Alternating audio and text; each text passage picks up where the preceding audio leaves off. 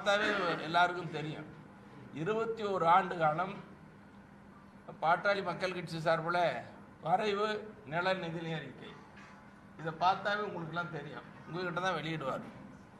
அதே மாதிரி வேளாண்மை முக்கியமான தொழில்னு சொல்லி 17 ஆண்டு காலம். இது எதை காட்டுகிறது? தமிழ்நாட்டில் பாட்டாளி மக்கள் கட்சி வளர்ச்சியில் அக்கறை கொண்டுள்ள கட்சி என்ன இப்படிலாம் நடந்துட்டு இருக்குது.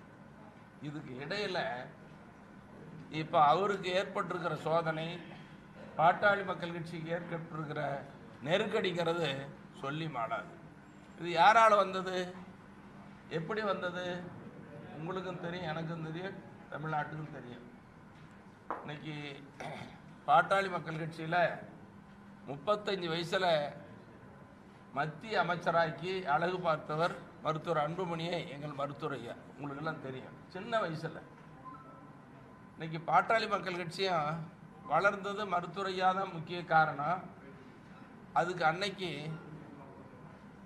காவல்துறையில் பலகட்ட போராட்டங்கள், காவல்துறையில் தடியடிப்பட்டது, ரத்தம் சிந்தியது, சிறை கொடுமைகளை அனுபவித்தது, 21 பேர் ஒரே நாளையில் உயிர் தியாகம், அப்புறம் தொடர்ந்து பல உயிர் தியாகம், இப்படி ரத்தம் சிந்தி ஜெயில் கொடுமைகளை அனுபவித்து உயிர் தியாகம் செய்து வளர்த்த கட்சி தான் பாட்டாளி மக்கள் கட்சி.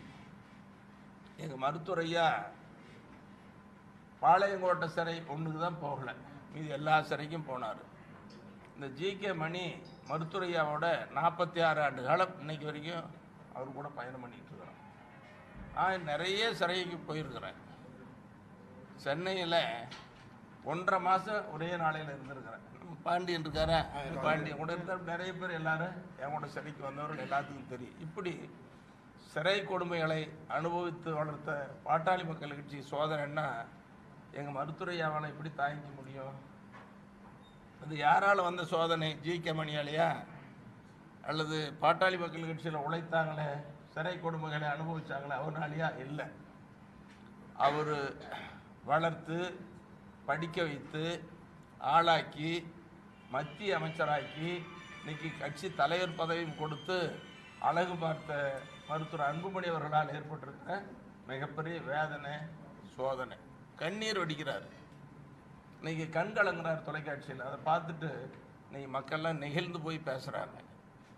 இன்னைக்கு மருத்துவர் அன்புமணி என்ன சொல்கிறாரு? எங்கள் அப்பா குழந்தை மனசாயிட்டாரு, மனநிலை பாதிக்கப்பட்டார், அவர் கூட இருக்கிறவங்களாம் கெடுக்கிறாங்க, துரோகம் பண்ணுறாங்கன்னு சொல்கிறாங்க.